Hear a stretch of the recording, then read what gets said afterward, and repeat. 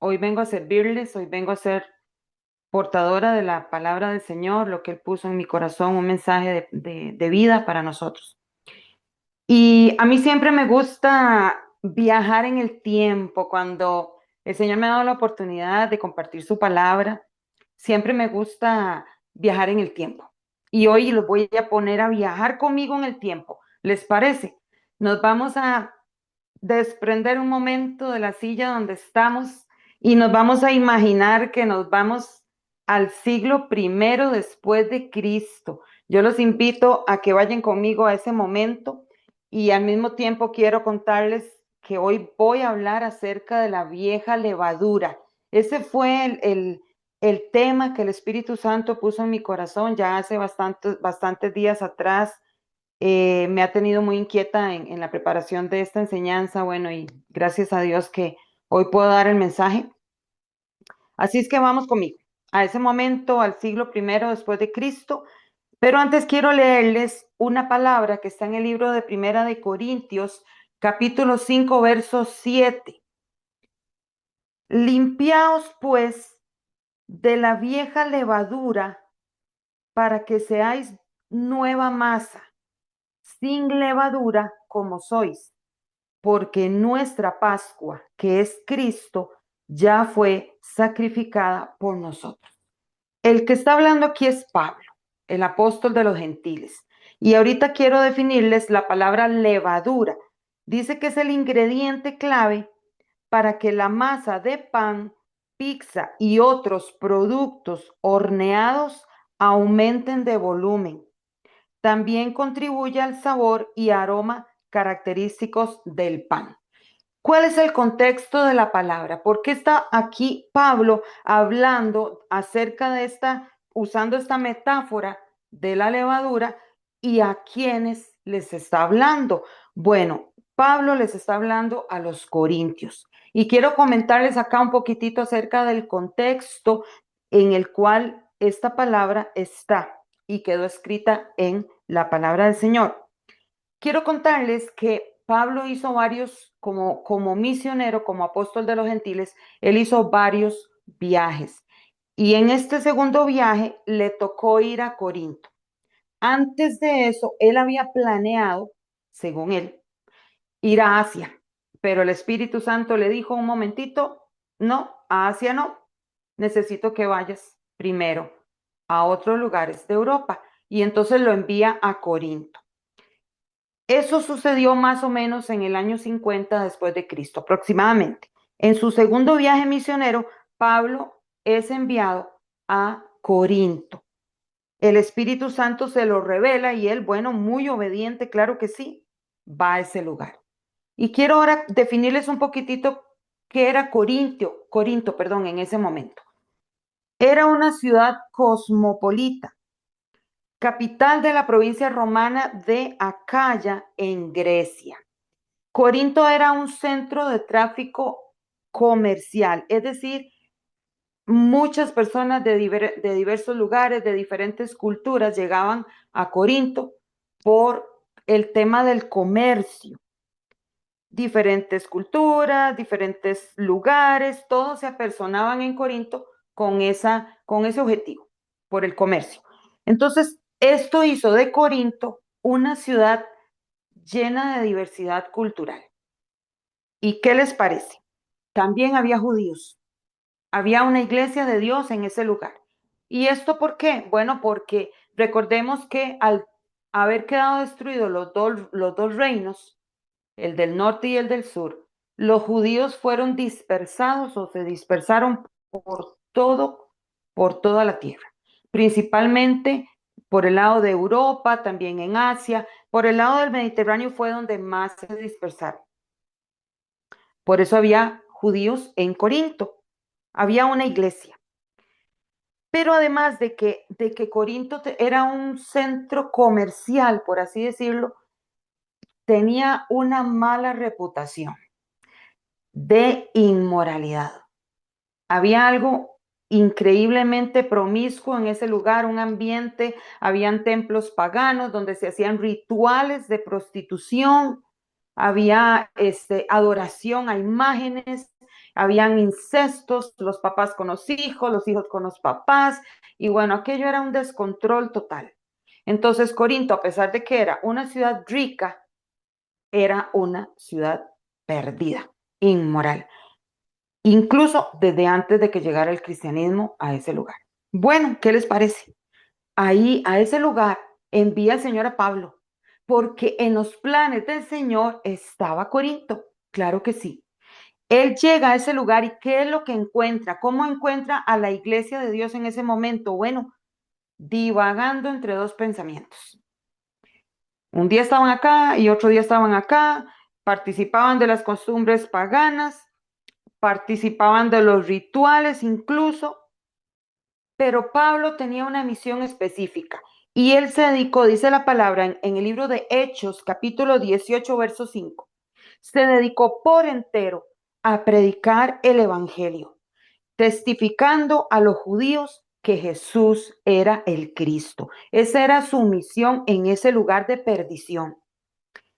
Pero los judíos ahí se oponían a esta verdad, incluso blasfemaban.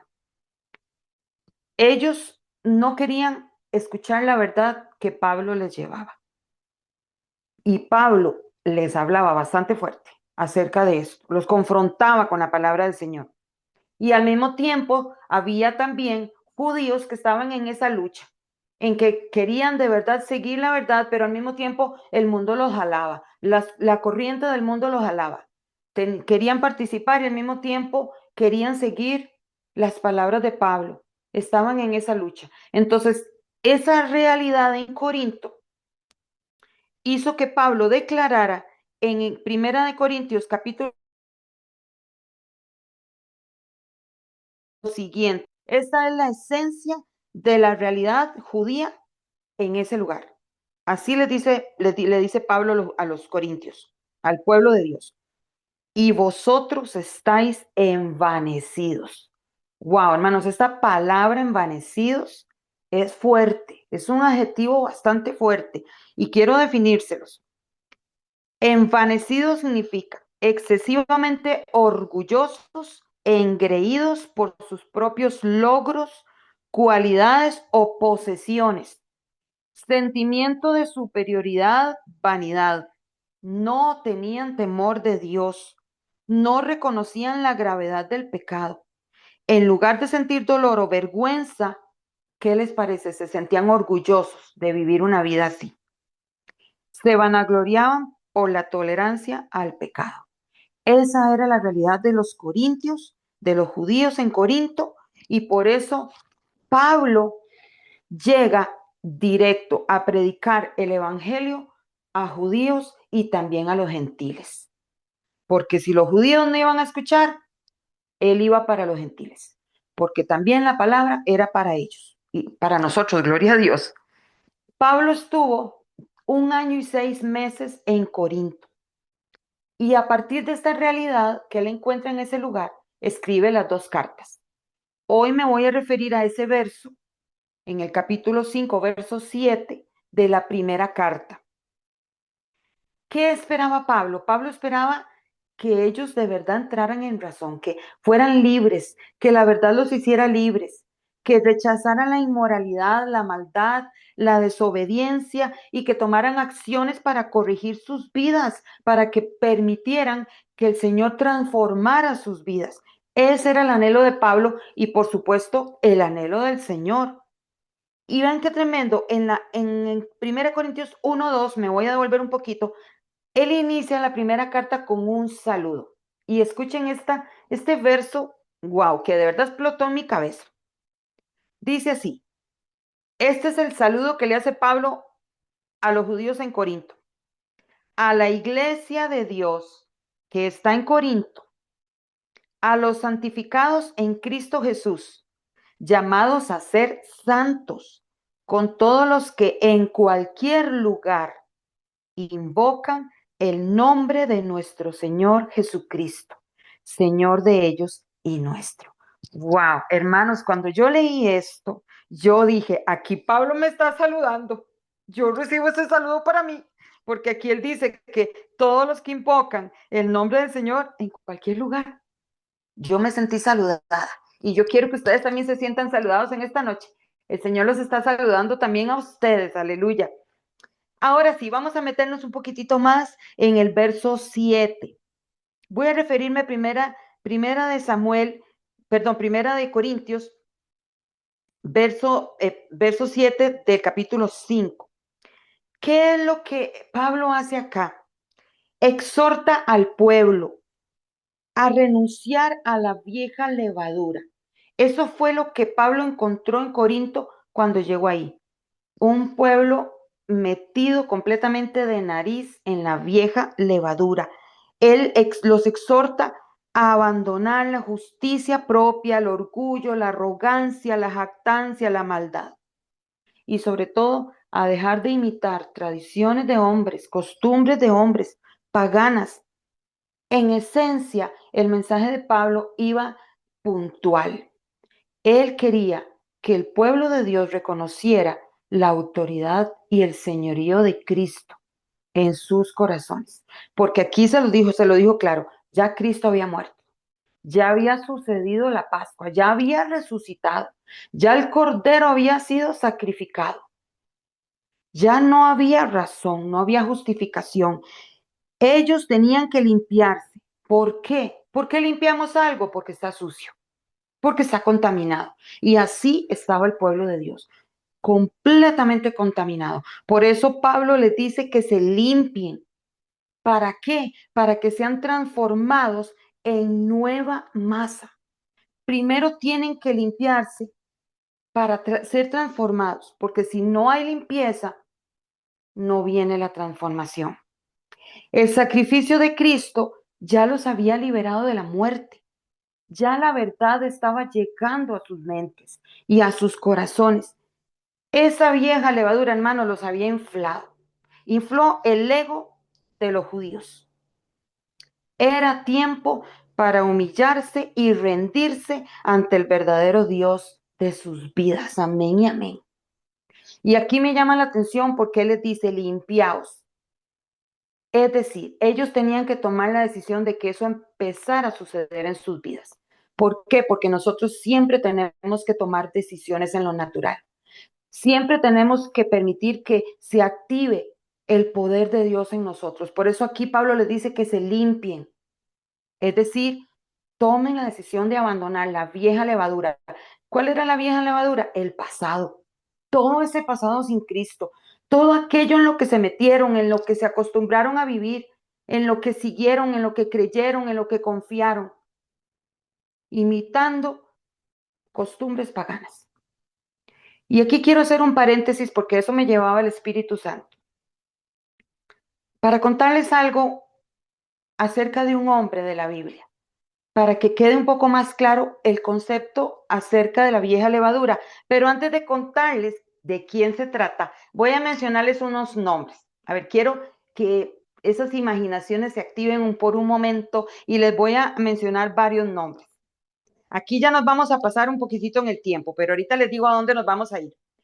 Nos dejamos de estar ahí en ese momento, en el siglo primero, y ahora nos vamos a ir un poco más hacia atrás, pero primero les voy a mencionar estos nombres.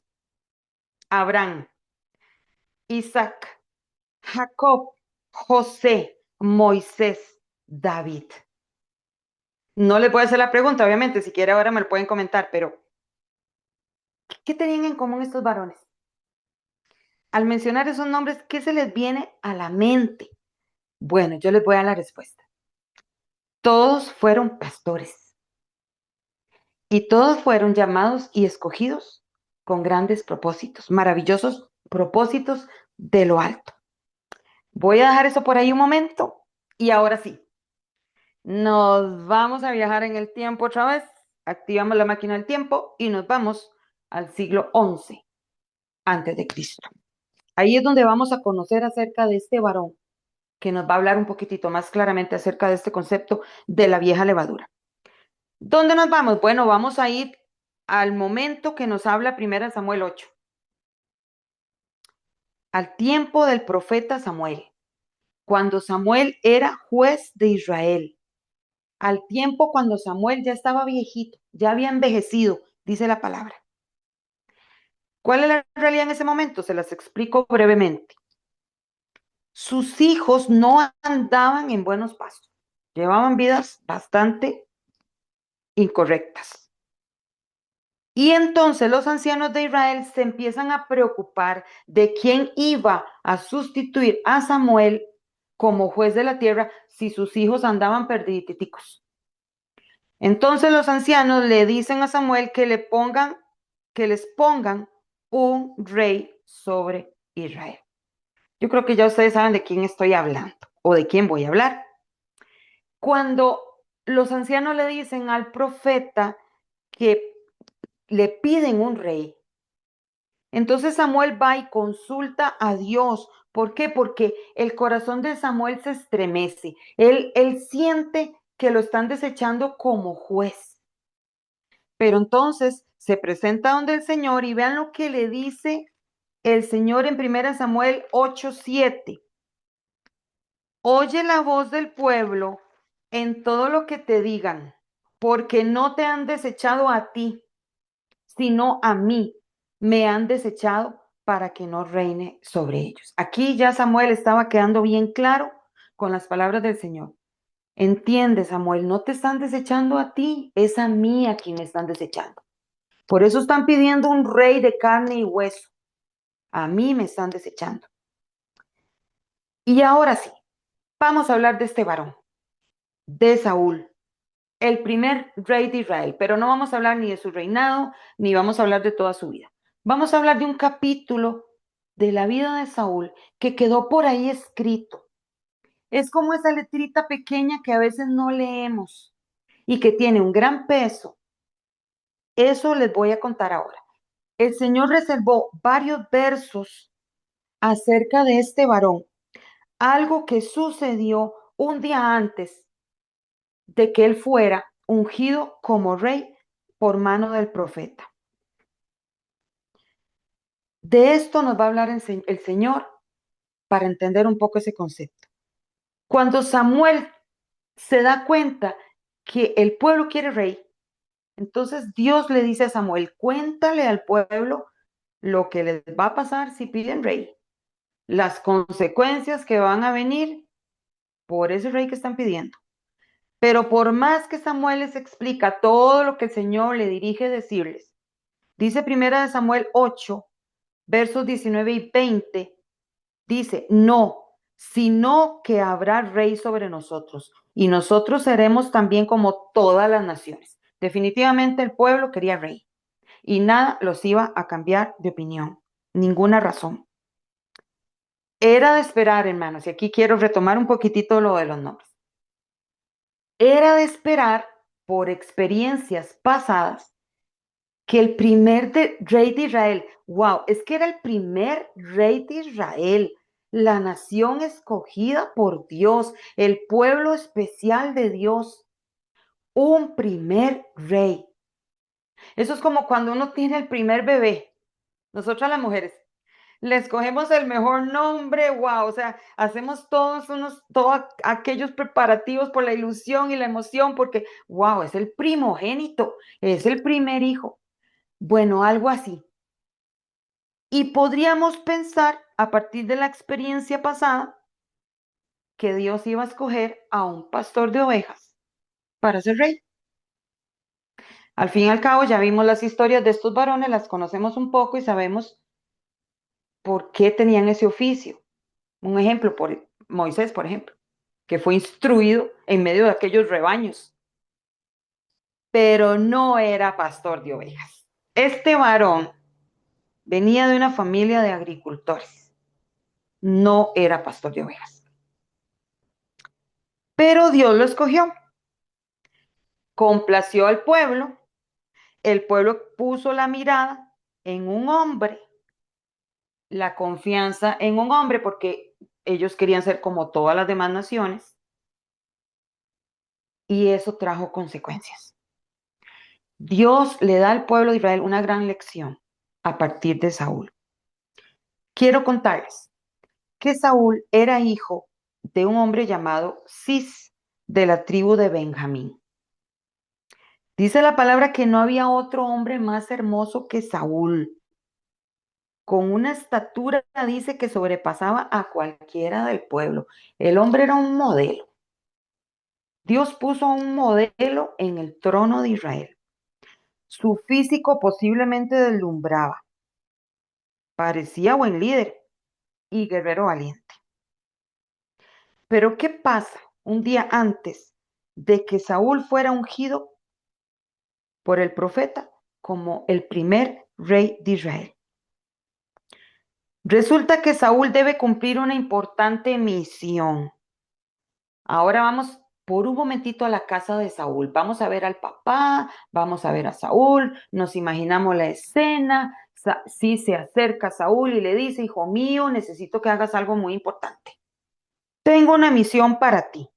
Y todo eso quedó en Primera de Samuel, capítulo 9, versos del 1 al 10, para que luego lo lean. ¿Cuál fue la misión que Cis le dio a Saúl? Está en el verso 3. Le dice, toma ahora contigo a alguno de los criados y levántate y ve a buscar las asnas. Resulta que las asnas, el rebaño, no sé si se llama rebaño, pero bueno, así lo voy a decir. El rebaño de las asnas, todas las asnas se perdieron. Y hermanos, esto era una situación crítica para un agricultor, porque las asnas eran camiones de carga. Y para un agricultor eso podía significar un desastre económico. Por lo tanto, era urgente encontrarlas. Y entonces imagínense así diciéndole a Saúl, apúrate, hijo mío, necesito que me encuentres las asnas. Entonces él y su criado, el que él escoge, se van a buscar, recorren unos cuantos lugares y no las encuentran. Entonces dice Saúl, en ese momento dice Saúl al criado, verso 5, ven, volvámonos porque quizá mi padre, abandonada la preocupación por las asnas, estará acongojado por nosotros. Wow, hermanos, esto de verdad explota. En ese momento, Saúl desiste de buscar las asnas. Le resta importancia a la misión que su papá le había dado. Y no solo eso, él mismo se pone en el centro de todo. Él es el centro de atención. Cuando dice, seguro mi papá está acongojado por mí. Y las asnas que tan importantes eran para su papá. Y la obediencia y el honrar a su papá, ¿dónde quedó? Él empezó a pensar solo en él, en su propia justicia, en su propio criterio. Incumple la misión, sencillamente no las encontré, pues nos vamos, nos devolvemos. Saúl no camina la milla extra, no da más allá, no se esfuerza, no es valiente, no pone el corazón en esa misión. Y es más bien el criado quien lo hace entrar en razón. Y entonces le dices a Saúl, Señor, yo te sugiero que busquemos al varón de Dios, tal vez él nos pueda decir dónde están las asnas, porque él tiene una buena reputación y todo el mundo conoce que él tiene la verdad de Dios en su boca. Aquí estaba hablando de Samuel. Entonces el criado, imagínense, fue el criado, ni siquiera fue Saúl, el que iba a ser ungido un día después para ser rey de Israel, sino que es el criado el que le dice a Saúl, vamos y busquemos al profeta. Dice el verso 6, quizá nos dará algún indicio, aquí dice el criado, quizá nos dará algún indicio acerca del objeto por el cual emprendimos nuestro camino. Aquí el criado estaba enfatizado y enfatizando, perdón, y enfocado en la misión. Y Saúl no. Sin embargo, Saúl accede a la sugerencia del criado y se van a encontrar con Samuel. Dios interviene en el asunto de las asnas perdidas y las regresa a Cis. Ahí pueden leer un poquitito todos los versos para que vean toda la historia completa. Al día siguiente, Samuel lo unge como rey de Israel.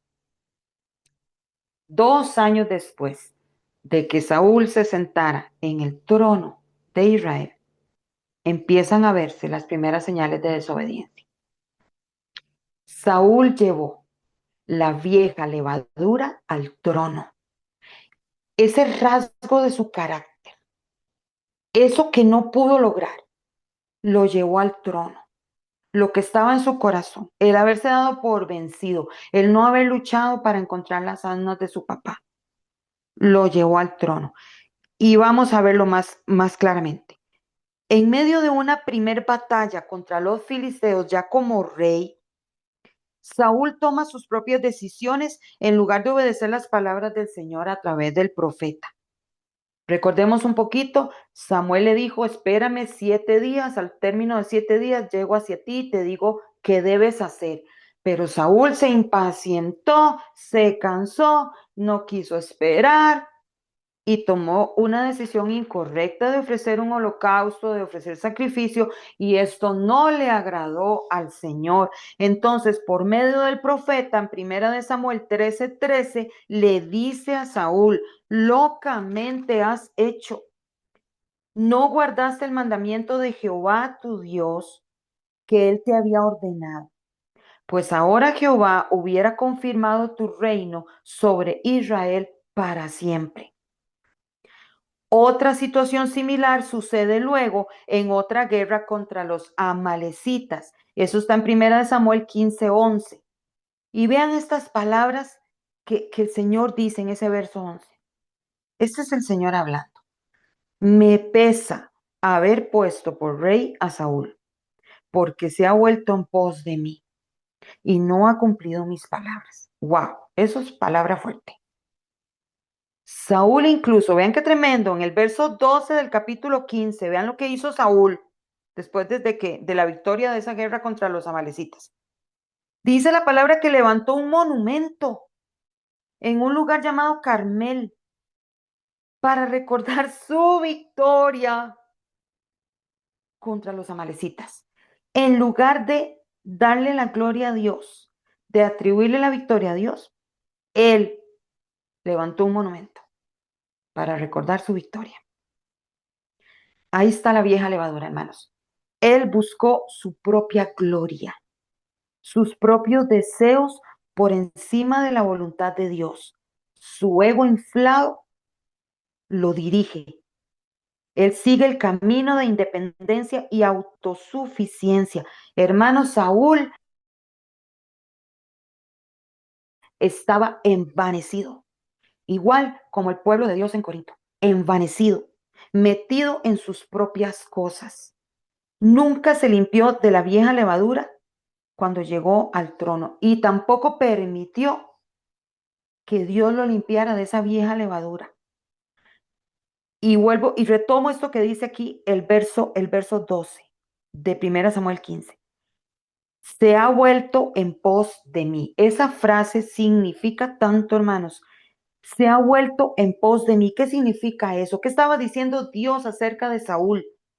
La reacción de Saúl ante las asnas perdidas fue la señal de lo que iba a venir, de lo por venir, ya siendo como rey.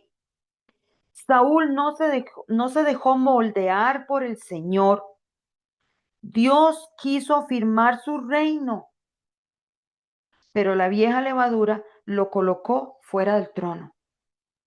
Dios dejó a Samuel al lado de él para que a través de Samuel él fuera moldeado conforme a la dirección del Señor.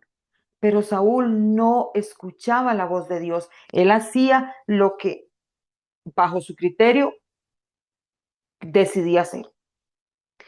El Espíritu del Señor que había estado sobre él, que vino sobre él, se apartó de él. Su físico, hermanos, de nada le sirvió.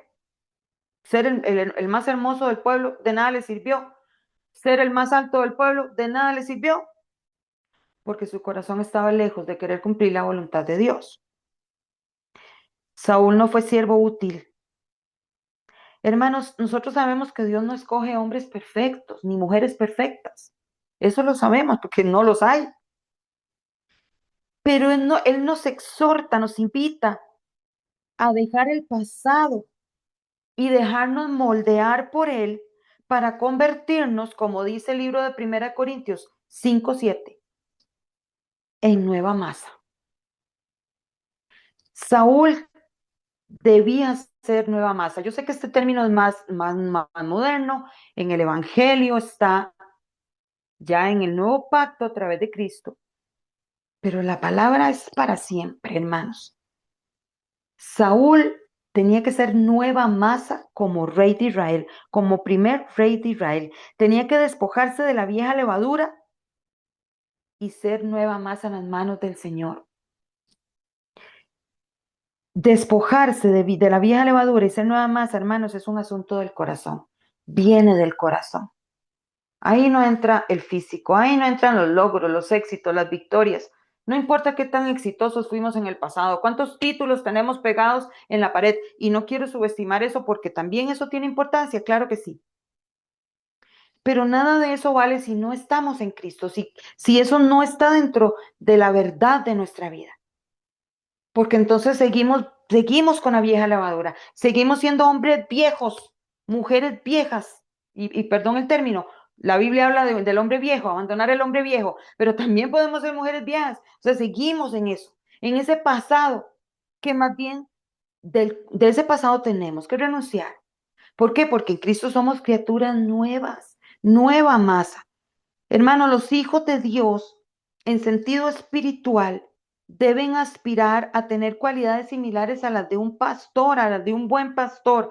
¿De cuáles cualidades estoy hablando? Bueno, del amor al prójimo, de la compasión, de la paciencia, del servicio. En cierta forma, tenemos que ser como el buen pastor. ¿Por qué? Porque nuestro Señor Jesucristo, que es nuestro buen pastor, nos ha pedido que imitemos su carácter, que seamos como Él. Dios nos dice en su palabra que Él quiere que seamos como su Hijo. Entonces, esta parte del carácter de Cristo, los hijos de Dios la tenemos que imitar. Y el Espíritu Santo es quien nos ayuda. Dios escogió pastores para grandes propósitos, y aquí hablo pastores de ovejas, de rebaños. Ya les mencioné algunos nombres. Samuel encontró, en el caso de David, que fue pastor, segundo rey de Israel, en el caso de David, Samuel encontró, escuchen esto, Samuel encontró a David apacentando ovejas. ¿Ven qué tremendo? Lo encontró ahí en medio de rebaños, oliendo a todo, oliendo a oveja. Ahí lo encontró Samuel. En ese momento estaba haciendo eso David. Cuando lo mandaron a llamar para presentarse delante de Samuel, David venía de apacentar ovejas. Pero ¿dónde encontró Samuel a Saúl? Y esto me hace gracia. Abandonando asnas perdidas, abandonándolas. No fue a buscarlas como tenía que ser. Saúl no pudo con las escurridizas asnas de su papá. Si no pudo con esas escurridizas asnas, hermanos, ¿cómo iba a gobernar almas perdidas? Necesitadas de un buen pastor. Ya tenían el buen pastor. En el caso de los corintios, de los corintios, del pueblo de Dios en Corinto, ya tenían un buen pastor que ya había muerto y ya había resucitado por ellos. La misma situación, hermanos, se repitió por eso en Corinto. Cuando Pablo llegó a ese lugar, encontró una iglesia subordinada y empeñada en buscar sus propios deseos.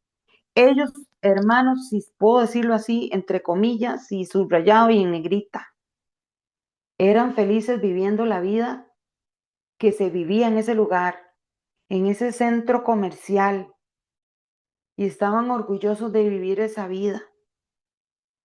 Ellos seguían viviendo como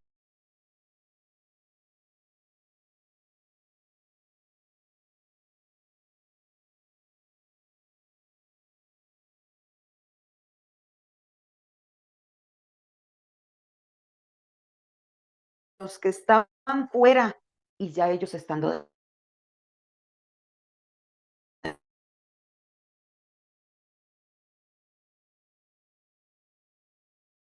a dar a conocer la verdad. Y les enfatizo, fue sacrificada por nosotros. Pablo les dice, limpiaos, limpiaos, dejen de hacerlo de ustedes y háganlo de Cristo. Sigan sus huellas, den lugar a la fe, den lugar al mover del Espíritu Santo para que sean transformados en nueva masa. Hermano, la vieja levadura tiene que quedarse en el taller del maestro. Ahí se queda. ¿Para qué? Para poder ser nueva masa. ¿Para qué ser nueva masa? ¿Cuál es nuestro objetivo? Para que sea Cristo, aleluya, el que brille en nosotros. Es Cristo el que tiene que brillar, es Cristo, no nosotros. Y siendo nueva masa, es Cristo el que brilla, aleluya. Pero la vieja levadura se tiene que quedar en el taller, ahí no nos sirve de nada, ese pasado. Tenemos que glorificar al Señor y glorificarlo, perdón, y ser nueva masa nos convierte en amigos de Jesús. La vieja levadura nos envanece como le sucedió al pueblo de Dios en Corinto, como le sucedió a Saúl también. Dice Proverbios 3:7. No seas sabio en tu propia opinión, teme a Jehová y apártate del mal. Hermanos, no podemos ser sabios en nuestra propia opinión. Es la sabiduría de lo alto la que tenemos que albergar en nuestros corazones para glorificar al Padre. El Señor quiere obediencia, rendición total. El pastor nos viene hablando acerca de este concepto, de esto que tenemos que hacer delante del Señor desde el año pasado, rendirnos delante del Señor. El Señor quiere que soltemos los apegos, todo aquello que es apego en nuestra vida, los afanes, todo lo debemos dejar, esa vieja levadura. Ya no tenemos que poner nuestra mirada en el pasado, solamente en Cristo. Él quiere que vivamos plenamente, hermanos, ustedes y yo, plenamente nuestra nueva vida en Cristo, plenamente y todos los días. Reconocer que Él es el Señor y Dios de nuestra vida. Hermanos, tenemos que vivir como hijos de luz, como nueva masa. Escoger la buena parte, aquella parte que María escogió. ¿Se acuerdan de esa porción de la Biblia? María se sentó a los pies de Jesús, escogió la buena parte. En el libro de Hechos, capítulo 18, versos del 9 al 10, quiero leer esta palabra con la cual ya casi voy terminando. Aquí en el libro de Hechos, capítulo 18, es cuando el Señor habla acerca de la visita que hizo en el segundo viaje de Pablo a Corinto. Vean las palabras que el Señor le dice a Pablo. Wow, esas son palabras de amor, palabras de cobertura, de promesa. Entonces el Señor dijo a Pablo en visión de noche: no temas, sino habla y no calles, porque yo estoy contigo. Y ninguno pondrá sobre ti la mano para hacerte mal, porque yo tengo mucho pueblo en esta ciudad. Hermanos, esto me quebranta porque es Dios hablándole a Pablo. La misión que Pablo iba a emprender en Corinto no era fácil, pero Dios le dice: no temas y no calles, habla todas las palabras que yo pongo en tu boca. Y así, hermanos, tenemos que ser nosotros. Tenemos que hablarles a otros de Cristo, a exhortarlos a abandonar la vieja levadura para ser nuevas criaturas en Cristo Jesús. No tenemos obstáculos. Estamos llamados por el Señor a cumplir con esa misión. La misión era difícil y sigue siendo difícil, pero el Señor nos dice que Él está con nosotros, que no temamos. Y al mismo tiempo nos exhorta, hermanos, de verdad a rendirnos 100% todos los días, 24/7, que Jesús sea nuestra forma de vida, consagrados a Él, permaneciendo en Él. Él quiere que el reino de su amado Hijo, hermanos, se establezca en los corazones de muchos, como ya lo ha hecho en nosotros. Él murió por toda la humanidad. Pablo no se cansaba de repetir las mismas cosas. Él no se cansaba, lo dice en Filipenses 3:1. Él mismo dice, yo no me voy a cansar de estar repitiendo lo mismo. Hermanos, no nos cansemos de escuchar lo que el Espíritu Santo está revelando a su iglesia, a sus escogidos. Creemos que vienen de camino muchos que van a conocer la verdad y van a ser libres de la vieja levadura. Jesús nos ama y quiere que creamos que Él es lo mejor para nosotros. Quiere que los que ya estamos dentro no vivamos como los que están fuera. Más bien que oremos por ellos, por los que están fuera. Hermanos, démosle libertad al Espíritu Santo para que Él guíe nuestra vida, para que nos transforme en nueva masa. Y más importante, para llegar a la medida de la estatura de la plenitud de Cristo. Amén y amén. Hermanos, termino con esto. El Señor le habló a Pablo en visión de noche. Y para la gloria del Señor les digo esto. Hace 2 días el Señor me habló en visión de noche y me preparó para contarles esto. El Señor me mostraba a su pueblo, mucho pueblo de Él, y Él me decía que sus hijos siguen apegados al mundo, a lo material, y que han dejado de buscar al reino de Dios, que es Cristo Jesús. Yo podía ver, hermanos, mucho pueblo de Dios envanecido en el materialismo, en la riqueza, en el afán, en la preocupación, y no buscaban del reino del Señor, que es Cristo Jesús. Ese es el mensaje que el Señor me dio para complementar la enseñanza de hoy, y para la gloria de mi Padre se los he contado en esta noche. Este es el mensaje, Elmer, que el Espíritu Santo puso en mi corazón para el pueblo de Dios en esta noche. Perdón, porque es que me quebranta mucho. El micrófono es tuyo, Elmer. Excelente, muchas gracias, mi hermana Lynn. Déjeme detener acá.